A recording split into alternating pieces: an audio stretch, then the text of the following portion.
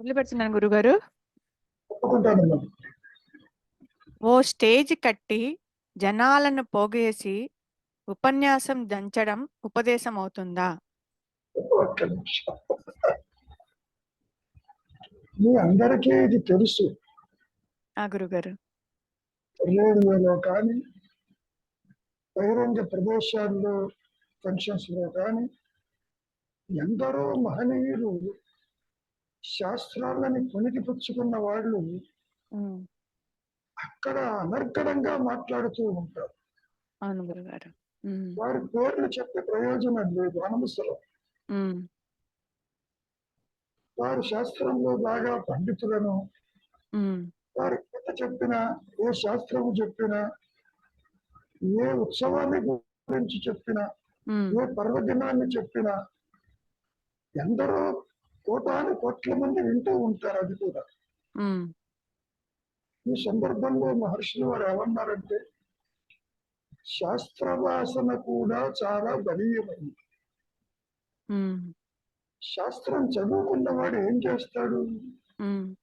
దాన్ని ప్రచారం చేయటమే కాదు, ఇంకొకడు ఏదైనా దాన్ని ఖండిస్తే తీవ్రంగా విమర్శిస్తాడు.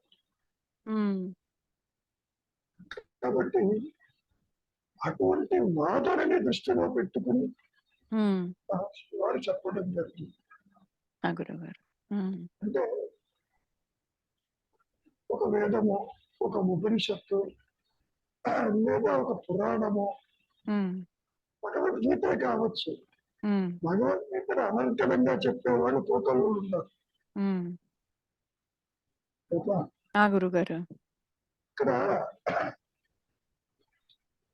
10 మందిని పోగు చేసి ప్రాచుర్యం కోసము, భాషా నైపుణ్యం కోసం చెప్పేవాడు కూడా ఉంటారు. బాగా చదువుకున్నారు, అందులో సందేహం లేదు. అట్టి వారికి ఏం సూచిస్తున్నారు మహర్షులు గారు? దానివల్ల ఉపయోగం లేదు అని సూటిగా చెబుతున్నారు. అంటున్నారు, ముందు నీవు మౌనానికి రా, నీవెవరివో తెలుసుకో, ఆ తరువాత ఇతరులు గనక ఉంటే అప్పుడు నీవు అనర్గళంగా చెప్పవచ్చు. అసలు చెప్పడానికి ఎవరున్నారు కనుక. ముఖ్యంగా ప్రేక్షకుల్లో కూడా అందరికీ తెలుసు, వినడం తేలిక, ఆచరించడం కష్టం. టీవీలో ప్రోగ్రాం వస్తుంది, హాయిగా వింటారు, చూస్తారు, అందులో కొంత విశేషమేం లేదు. ఎంత విన్నప్పటికీ మీలో మార్పు రావటం లేదుగా. ఎన్నిసార్లు విన్నారో గీతని, ఎన్నిసార్లు విన్నారో పురాణాలు. కాబట్టి ఆ విషయాన్నే గుర్తుపెట్టుకుని మహర్షులు వారు ఒక స్టేజ్ కట్టి ఉపన్యాసం దంచేవాళ్ళు కోకల్లో ఉంటారు. అందులో సందేహం లేదు. ఎందరో అష్టావధానం చేసేవాళ్ళు ఉన్నారు, ఉపన్యాసం దంచేవాళ్ళు. మంచి దాన్ని ఏమంటారు, భాషా పటిమ గలవాళ్ళు, ప్రతిభ గలవాళ్ళు, ధారణ శక్తి గలవాళ్ళు. అక్కడ నేర్చుకున్నది గుర్తొచ్చింది చక్కగా చెబుతారు. అనుమానించగల దానివల్ల ఉపయోగం లేదు. ఎందుకని? నీవు చెబుతున్నావే తప్ప మార్పు తీసుకురావటం లేదు. ఆ విషయమే చెబుతున్నారు ఇక్కడ. తర్వాత ఏమంటారు, ఉపదేశం అంటే జ్ఞానాన్ని సునాయాసంగా ప్రసారం చేయడమే. అది దీని అర్థము. నువ్వేదో రాయటము, నువ్వేదో అనర్గళంగా బోధించడము. జ్ఞానం అంటే ఏమిటి? ఆత్మజ్ఞానం, ప్రాపంచిక విషయ శాస్త్రజ్ఞానాలు కాదబ్బా. నువ్వు నేర్చుకోవలసినటువంటిది జ్ఞానాన్ని కాదక్కడ చెబుతున్నది. జ్ఞానము అంటే స్వరూప జ్ఞానం, అంతేగాని ప్రాపంచిక శాస్త్ర జ్ఞానముల గురించి మాట్లాడటం. శాస్త్ర జ్ఞానము కూడా పెద్ద అవరోధం అన్నారు. ఉమ్, అంటూ సూటిగా ఒక మాట అన్నారు. నీవెవరివో తెలుసుకోవటానికి శాస్త్రంతో నీకేం పదంట. ఉమ్, అవును గురుగారు. ఉమ్, నువ్వు శాస్త్రాలు చదువుకోవద్దంటున్నా, ఉమ్, అది నీకు అవరోధమై కూర్చుంది. ఉమ్, ఏమ్మా, ఆ ఆ గురుగారు. దృష్టి ఆ దృష్టితో చెబుతున్నారు ఇక్కడ. ఉమ్, కాబట్టి నీవెవరివో తెలుసుకోవటానికి ఏ శాస్త్రం కావాలి నీకంటూ ఇతర ప్రశ్న వేశారు. ఆ గురుగారు. ఉమ్, కాబట్టి ఉపన్యాసాలు వింటున్న వారు కోకొల్లలుగా ఉంటారు. ఉమ్, కానీ చాలా తేలికది. ఆయన చదువుకున్నాడు, చెబుతున్నాడు, వింటున్నాం. అవును గురుగారు. చదువుకున్నది రిపీట్ చేస్తున్నారు. సత్యం గురించి మాట్లాడటంలే. ఉమ్, శాస్త్రాలు ఎన్ని చెప్పినా అన్ని మానసికాలే, ఆ గురుగారు. అన్ని అసత్యములే. వేదములు ఉపనిషత్తులు కూడా పనికిరావు బొమ్మన్నారు రమణ మహర్షి గారు. ఉమ్, అంత మాత్రం చేత వాటిని నిరసిస్తున్నారని అనుకోకూడదు. ఉమ్, అవి నిన్ను గైడ్ చేస్తాయి.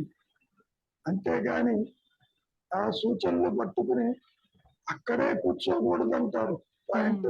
అవును గురుగారు. ఉమ్, ఇక్కడ శాస్త్రాలు ఏ విధంగా చెప్పుకొచ్చారు ఒక సందర్భంలో అంటే, ఒక ఇండికేటర్స్, డైరెక్షన్. ఉమ్, ఇదిగో బలాని ప్రదేశం ఇన్ని కిలోమీటర్ దూరంలో ఉంది, ఉమ్, అక్కడే కూర్చుని దూరాన్ని గురించి చర్చిస్తూ కూర్చుంటే ఎప్పుడు వెళ్తారు అక్కడికి? అవును గురుగారు. ఉమ్, అటువంటి ఇండికేటర్స్ ఉంటారు. గురు వాక్యాలు కూడా ఇండికేటర్స్. ఉమ్, శాస్త్రము అనేది ఒకటి గుర్తుపెట్టుకోండి. ఉమ్, ఎవరు ఎన్ని శాస్త్రములు వ్రాసినా ఉమ్, అది మానసికమే తప్ప అనుభవంతో రాసిన వాళ్ళు ఎవరూ లేరు.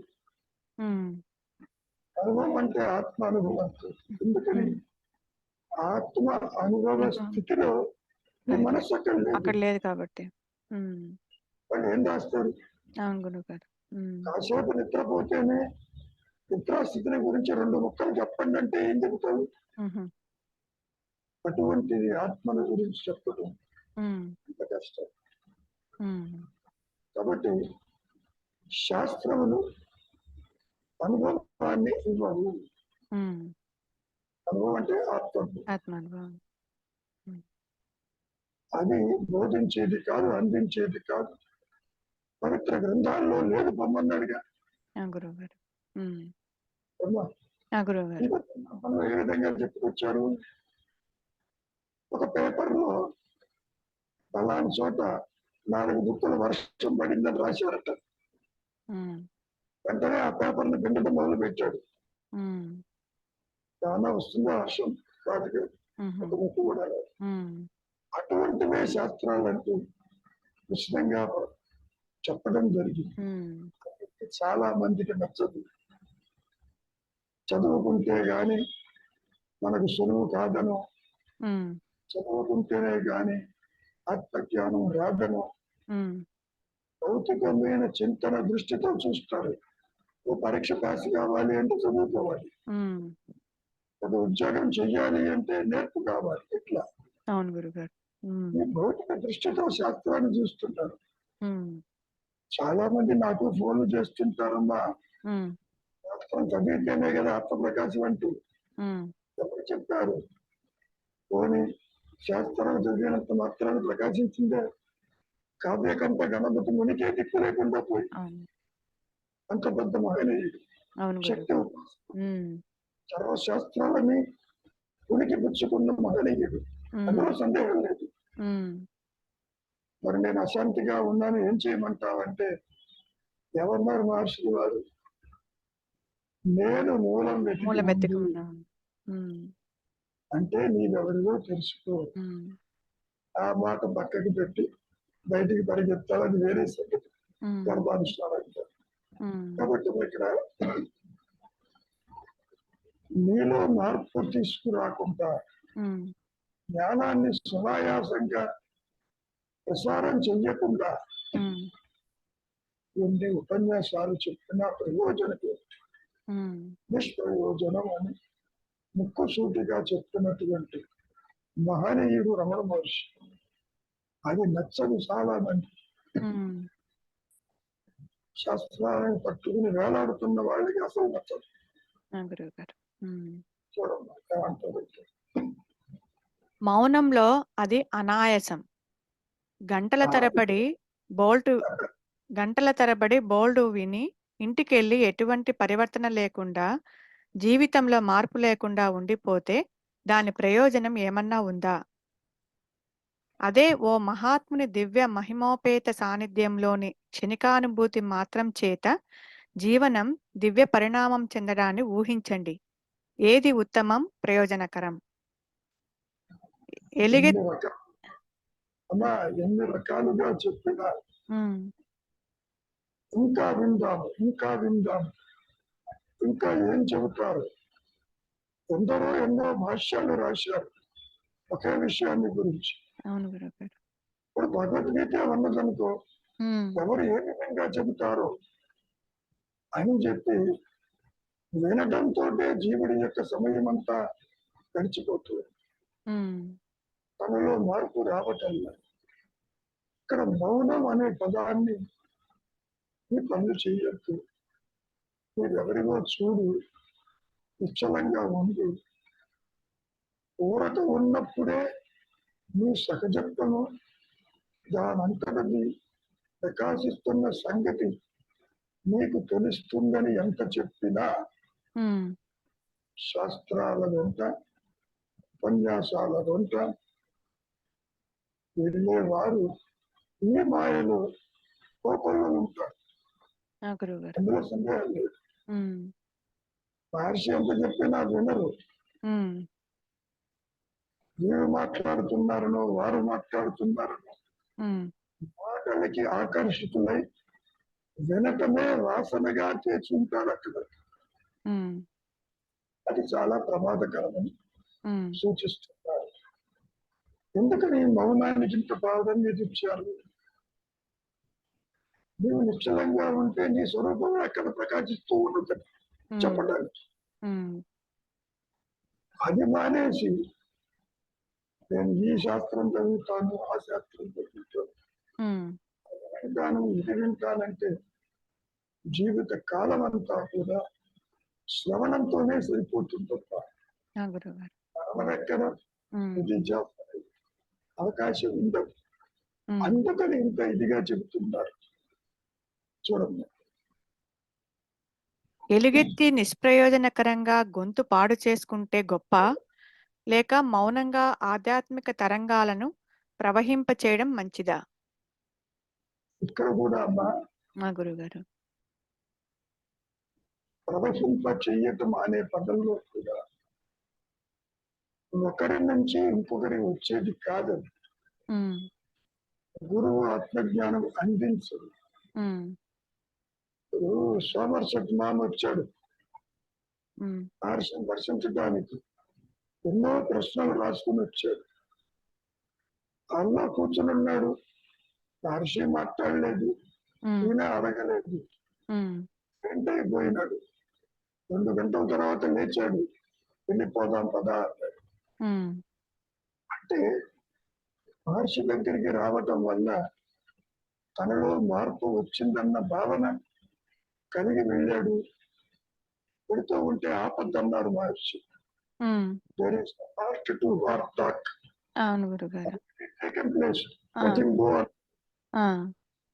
అంటే ఎన్నో ప్రశ్నలు అడగటానికి వచ్చినటువంటి వారు క్షణకాలంలో స్వరూప జ్ఞానము ప్రకాశించటంతో ఆ మౌనంలో అన్ని ప్రశ్నలకి సమాధానం దొరికింది. అవును గురుగారు. మరి మహర్షి అన్న ఇచ్చారా? ఇవ్వలే. ఈ మాట ఎందుకంటున్నారు? మహనీయుని సన్నిధిలో అంటున్నారు. ఎవరా మహనీయుడు? భౌతికమా? కాదు, ఆత్మ సన్నిధిలో అని అర్థం. ఇంకో మాట కూడా మహర్షి చెప్పారు, బాగా గుర్తుపెట్టుకోండి. మహాత్మలంటూ బయటగా ఉండేవారు. ఆత్మే మహాత్మ. గురుగారు, ఆత్మే మహాత్మ. మహాత్మ సన్నిధిలో అంటే ఆత్మ సన్నిధిలో మరి నీకు అది తప్ప వేరేమున్నది? నువ్వు గుర్తుగా ఎగిరిపోయినావు కదా, అవును గురుగారు. నాలో మార్పు వచ్చింది కదా. ఆత్మని సన్నిధి అంటే భౌతిక అనుకోబాకట్టు. అయ్యో కృష్ణ పరమాత్మ లేడే, రమణ మహర్షి లేడే, శంకరులు లేడే, నాకు అదేమిటి అనుకోవద్దు. వారు చెప్పినటువంటి విషయాలు నీవు గ్రహించినప్పుడు ఆత్మని ఆత్మ నీలోనే ఉన్నది అని చెప్పడం. మహాత్మని సన్నిధి అనే పదంలో ఆత్మ సన్నిధి అన్నర్థం. మహాత్మ ఆత్మ ఉంది అక్కడ కూడా. అదే మహా ప్లస్ ఆత్మ. వసూలు లేవు, మనసులు లేవు.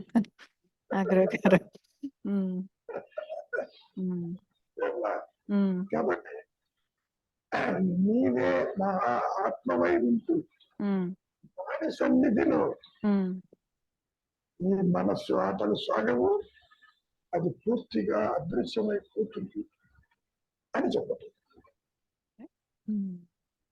కానీ నువ్వేమనుకుంటున్నావు, ఆయన మహానుభావుడు జ్ఞాని, అక్కడికి మనకి ఏదో ఒరుగుతుంటాడు అందుకని చెబుతున్నారు మహర్షులు గారు. వారిని దర్శించవలసిన పని లేదు, ఏ శాస్త్రములని తిరగేయాల్సిన పని లేదు. నీవు ఉన్న చోటనే మౌనంగా ఉంది, అప్పుడు అది దానంతటి సునాయాసంగా సత్యం తెలుస్తుంది. నీ స్వరూపం ఇంత స్పష్టంగా చెప్పిన మహనీయుడు ఎవరు లేరప్ప, ఇక ముందు రావు కూడా. అల్టిమేట్ ఇక ముందు రారు అనంటే అది ఏ విధంగా తీసుకోవాలా గురువు గారు? అది నేను రిలైజ్ చేయలేదు. సిద్ధాంతాన్ని అయితే కెమిస్ట్రీ కావచ్చు, ఫిజిక్స్ కావచ్చు, మ్యాథమెటిక్స్ ఒక థియరీని రివైజ్ చేసి ఇంకోటి చెబుతారు. అవును గురుగారు. సిద్ధాంతాలను రివైజ్ చేస్తుంటారు, కానీ ఆత్మ అనుభవం గురించి స్పష్టంగా చెప్పినటువంటి మహనీయుడి మాటలని మార్చగలిగే సామర్థ్యం ఎవరికి లేదండి. గురువు గారు.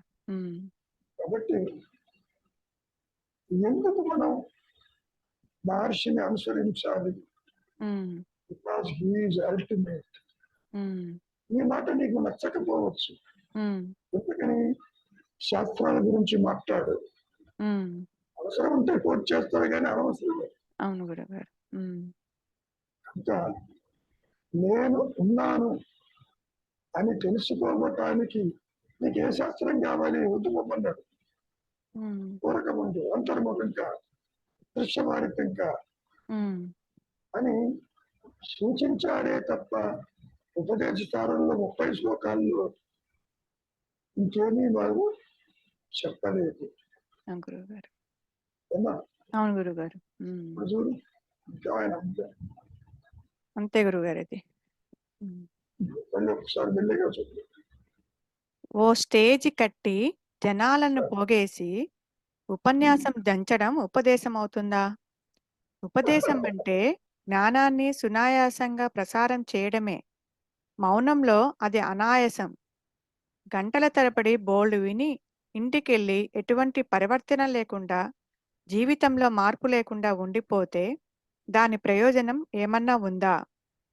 అదే ఓ మహాత్ముని దివ్య మహిమోపేత సాన్నిధ్యంలోని క్షణికానుభూతి మాత్రం చేత జీవనం దివ్య పరిణామం చెందడాన్ని ఊహించండి. ఏది ఉత్తమం, ప్రయోజనకరం? ఎలుగెత్తి నిష్ప్రయోజనకరంగా గొంతు పాడు చేసుకుంటే గొప్ప, లేక మౌనంగా ఆధ్యాత్మిక తరంగాలను ప్రవహింపచేయడం మంచిదా? నువ్వు చెప్పమ్మా, నువ్వు కూడా గొంతు చించుకుని చదివావుగా. గురుగారు ఎక్కడ నిద్రపోతుంటారు, పేరుకొని వింటారని. ఇక్కడ ఆదిశంకరులు కూడా మౌనానికే ప్రాముఖ్యత ఇచ్చారు. ఈరోజే పెట్టాను, అవును గురు. స్పిరిచువల్ ఆ, మౌనం గురించి చెప్పెట్టారు గురుగారు. పెట్టారు గురు. పరిశీలి ఉమ్, అసలు దానికి మించినటువంటిది లేదమ్మా. ఉమ్, విధానంగా తగ్గిపోతారు. అవును గురుగారు. ఉమ్, చెబుతున్నాడు మహర్షుల వారు. ఉమ్, సునాయాసంగా అనాయాసంగా నీవుగా ఉమ్, నిలిచి ఉండేది మౌనములోనే. మౌనానికి డెఫినేషన్ ఇచ్చారు కదా, ఎరుకతో కూడిన ఆలోచన మానసిక మానసిక స్థితి స్థితి మౌనం. ఉమ్, అంతేగాని అయిష్టంగా మాట్లాడకుండా కూర్చోవడం, ఉమ్, పనులు మానేయటం అది కాదని సూచించారు కదా. ఉమ్. మరి నిద్రలో మౌనం అది మౌనం కాదు కదా గురుగారు? ఇక్కడ నీవు అహంకారం దూకాలి, ఆ, కిరాయిత్యం కావాలి, ఉమ్, నిశ్చల స్థితికి రావాలి, అనుగ్రహం చేత ఆత్మ ప్రకాశించాలి. ఇట్లా ఉమ్, నిద్రలో ఉన్నది ఆత్మే అని సూచించినప్పటికీ ఉమ్, నీకు ప్రయోజనం లేదు. ఉమ్, నీవు దేహబుద్ధి, దేహాత్మబుద్ధి, దేహ విషయాలు చింతన భావన లేకపోయినా ఉమ్. నీవు ఉన్నావు కదా అని చెప్పడానికి నిద్ర వస్తావు. నిద్రావస్థ. ఉమ్, దేహము వ్యక్తిత్వంతో నిద్రపోవటం లేదుగా. అవును గురుగారు. ఉమ్, అంటే నమస్కారం గురుగారు. అంటే నిద్రావస్థలో అహంకారం ఉండదు, అప్పుడు కూడా అహంకారం కూడా నిద్రా స్థితిలోనే ఉంటుంది. అంటే మెలకువ స్థితిలో అహంకారము మేలుకుని ఉండగానే మనకు అనుగ్రహం కలుగుతుందా గురుగారు? Correct correct. పసిబిడ్డగా శిశువుగా జన్మించాలి, అజ్ఞానంతో జన్మించాలి, విచారం చెయ్యాలి, భవనానికి రావాలి, నీ స్వరూపము ఆత్మగా అది ప్రకాశించాలి. అట్లా అంటే అహంకారం ఉండగా ఉండదమ్మా. అహంకారము అంటే వ్యక్తిత్వం బయటకు వస్తుంది, నేను నిశ్చలంగా ఉంటావు, అనుగ్రహం చేత ఆత్మే ప్రకాశిస్తుంది. అప్పుడు అహంకారం అణిగిపోతుంది. అసలు ఉండదు అక్కడ, ఒకటే నేను. అంటే రెండు ఒకేసారి ఏకకాలంలో జరుగుతాయి. Person okay okay. మీకు రియలైజేషన్ నిద్రలో కుదరదు, స్వప్నంలో కుదరదు. జాగ్రత్తావస్థలోనే ఈ వ్యక్తిత్వం దూకాలి, అజ్ఞానం ఏర్పడాలి, ద్వైతం ఏర్పడాలి, నీలో మార్పు రావాలి, నిశ్చలత రావాలి. నిశ్చలత జీవన్ముక్తి అన్నారుగా అది శంకరులు కూడా. అవును గురు. నిద్రలో అహంకారం ఉత్తరాహిత్యమైంది, కానీ నష్టం కాలేదప్ప, వాసనలతో ఉంటుంది. నీవు ప్రసూనగా నిద్రించి శైలజగా బయటికి రావు, ప్రసూనగానే వస్తావు.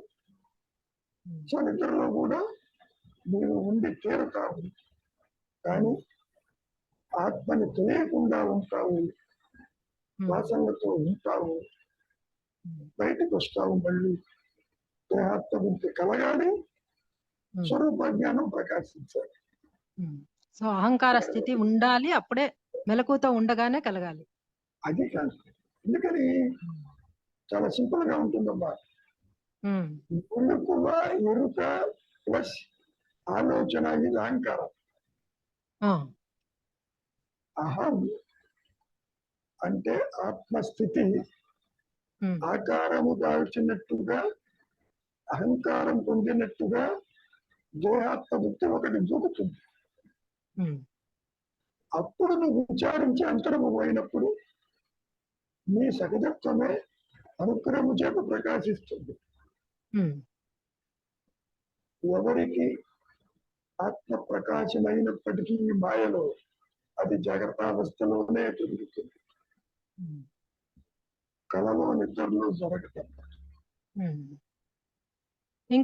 ఇంకొకటి గురుగారు, నేను ఒక బుక్ లో చదువుతుంటే భగవద్గీత శ్లోకం ఉంది, తద్విద్ధి ప్రణిపాతేన పరిప్రశ్న సేవయ ఉపదేక్ష్యంతి తే జ్ఞానం జ్ఞానిన పరిబోధిత అని ఉంది. అక్కడ ఉపదేక్ష్యంతి తే సాయిబాబా చెప్తారు, తే తర్వాత అవక్రమం అంటే 2 లాగా ఉంటుంది, అది పెడితే ఉపదేక్ష్యంతి తే అజ్ఞానం అని మీనింగ్ వస్తుంది.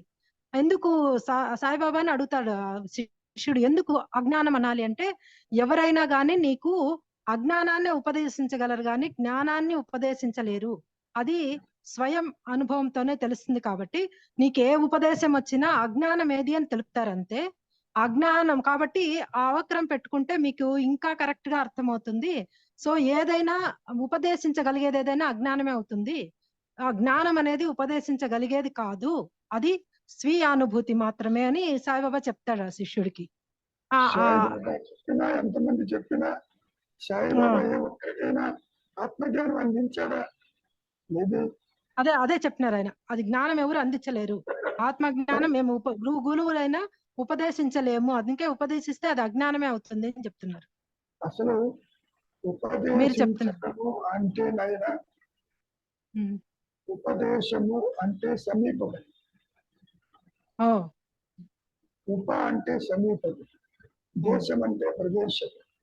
ప్రదేశం. ఉపదేశం అంటే మాటలతో చెప్పేది కాదు, నీవు అదేను, నీవే ఆత్మవి అని ఎంత చెప్పినా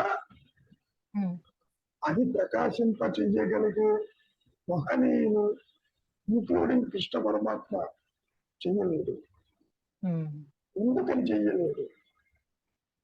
ఉన్నదే అది, ఉన్నదే అది, లేనిది సృష్టి. అందుకనే జీవుడు ఒక ఊహా వస్తువు అన్నాడుగా మహర్షి. ఊహా వస్తువు అంటే ఏంటమ్మా? మిథ్య, లేనిది అంటే ఇమాజినరీ, ఇమాజినరీ, ఊహిస్తున్నావు. ఓకే, కాబట్టి ఎవరు ఎన్ని చెప్పినా మహర్షి చెప్పుకున్నారుగా ఆత్మజ్ఞానం గురువు అందించదని. నువ్వు సాయిబాబాని తీసుకో, కృష్ణ పరమాత్మని తీసుకో, శంకరులను తీసుకో, ఏ మహనీయుడన్నా తీసుకో, అసలు ఆత్మజ్ఞానం ఉపదేశం అనేది ఉండదు. ఉపదేశించిన వారు కూడా ఉండరు.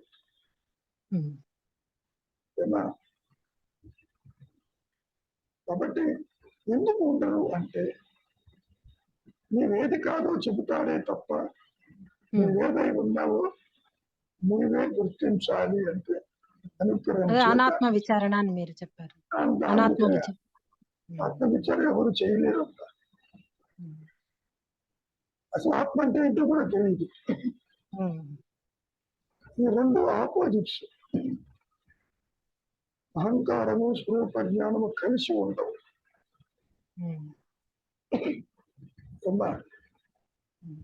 కానీ కలిసినట్టుగా కనపడుతుంది.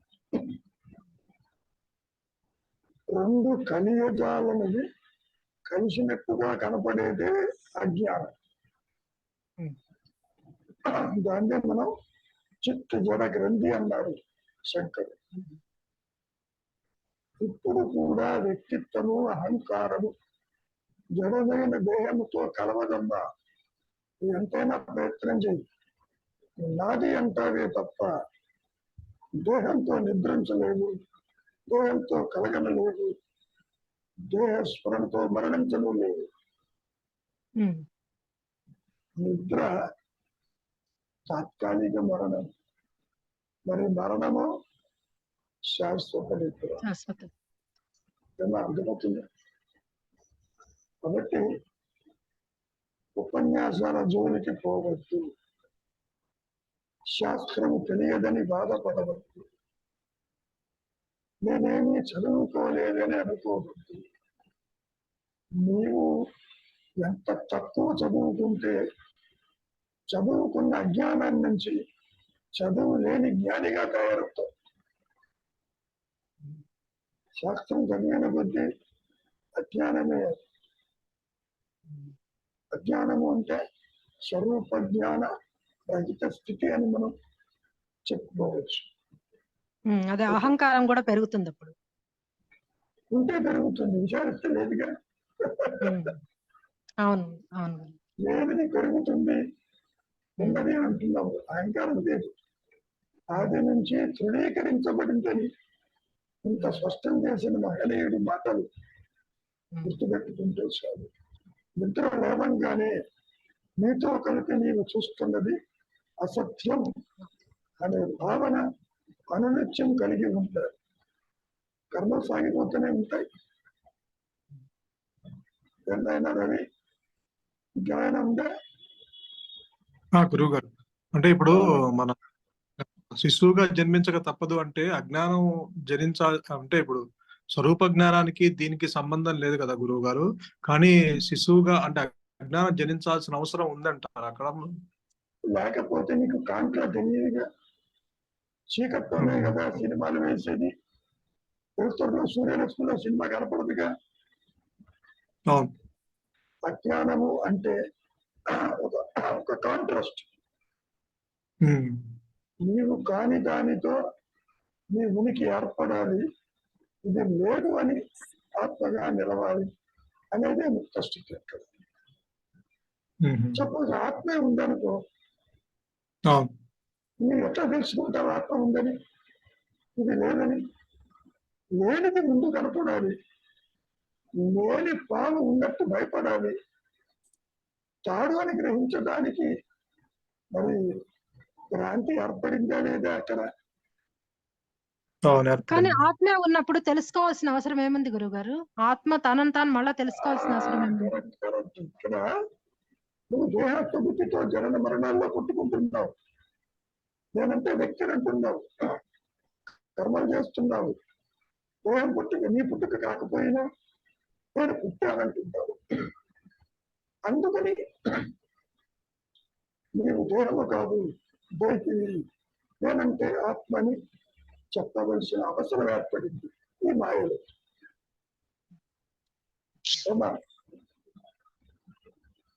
ఇప్పుడు చీకటి ఉంటే కదా నువ్వు వెలుతురు కోసం వెతికేది.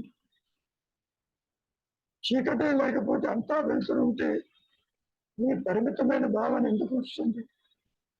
అజ్ఞానం అంటే చీకటి, అంధకారం అంటే స్వరూప జ్ఞాన రహిత స్థితి.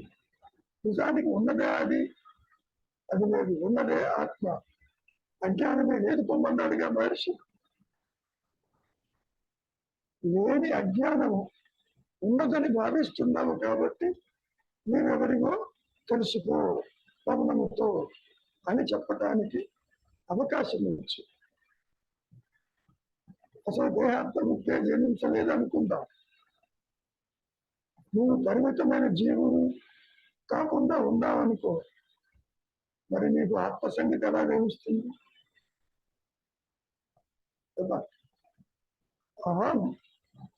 అంటే సత్యము ఆకారము దాల్చినట్టుగా ఉంటుంది. ఆకారము లేదు, అది నిరాకారం అని తెలుస్తుంది. ఈ కాంట్రాస్ట్ లేకపోతే నీకు తెలియదు. చీకట్లో ఉన్నట్టుగా అనపడుతుంది, వెలుగు మాత్రమే ఉన్నదని నీకే తెలుస్తుంది. నీకే అంటే ఆత్మకే తెలుస్తుంది. ఉన్నది ఆత్మ, లేనిది సృష్టి. మరి ఆ మాట కూడా అడిగారుగా, జగత్తు మిథ్య అన్నారు. జగత్తు ఉండి నశించిందా, అసలు లేదా? అసలు లేదు పొందంటారు. మరి ఇప్పుడు జగత్తు లేదంటే ఆరు గోయింగ్ టు అగ్రీ? నో. ఎంత వస్తే పరిగెడుతున్నావుగా జగత్తులోకి ఇంద్రియాలతోటి. స్వప్నమే కావచ్చు, అసత్యమే కావచ్చు, ఆ పరిగెడుతున్నది లేదు అని చెప్పాలి అంటే మరి అది కనపడాలిగా. అంటే ఇదంతా ఆత్మ ఆడుకుంటున్న గేమ్, అది గేమ్ గురువు గారు. ఆత్మే ఆడుకోదు, ఆత్మగా పని పాట లేదా, తనకు తానే ఉంటుంది, అన్యత్వం లేదు, అది ఆడుకోదు. చెప్పుకోవటానికి భగవంతుడి లీల అని నేను ఇక్కడ మాయలో చెప్పుకుంటారు. భగవంతుడు ఎవరు? ఆత్మే. జీవుడెవరు? ఆత్మే. జగత్తెవరు? ఆత్మే. అవస్థలేమిటి? ఆత్మే. ఇట్లా ఉన్నదే ఆత్మ, లేనిది సృష్టి. ఇది నా అనుభవం అని ఎన్నిసార్లు చెప్పినా అది అందించేది కాదు, అసలు సూచించేది కూడా కాదు. ఎవరికి సూచిస్తాడు? నీవే ఆత్మవై ఉంటే ఏమా? అది గెటింగ్ ది పాయింట్. ఇంకా సేపట్లో అదృశ్యం అవుతాం. ఏమన్నా ఉంటే మెసేజ్ పెట్టండి. ఇంకా మింగుడు పడకపోతే ఆ మౌనాన్ని గురించి చెప్పిన మాట ఒకసారి వినండి శ్రద్ధగా. ఏమైనా రవి? అలాగే గురుగారు. కాబట్టి అలాగే అని చెప్పడానికి కూడా ఒక మాయారవి రావాలిగా. రావాలి, జనించాలి. జనించడం కాదు, జనించినట్టుగా కనపడాలి. ఆ, నిజానికి రవి జనించలేదు, సూర్యుడు కూడా జడమే, ఆత్మ ప్రకాశంతోనే ప్రకాశిస్తున్నాడు. సూర్యుడు చెప్పాడా తాను ఉన్నట్టు నీవు గుర్తిస్తున్నాను. గుర్తించేది ఆత్మజ్ఞానమే అని చెప్పడం. ఏమైనా పరోక్ష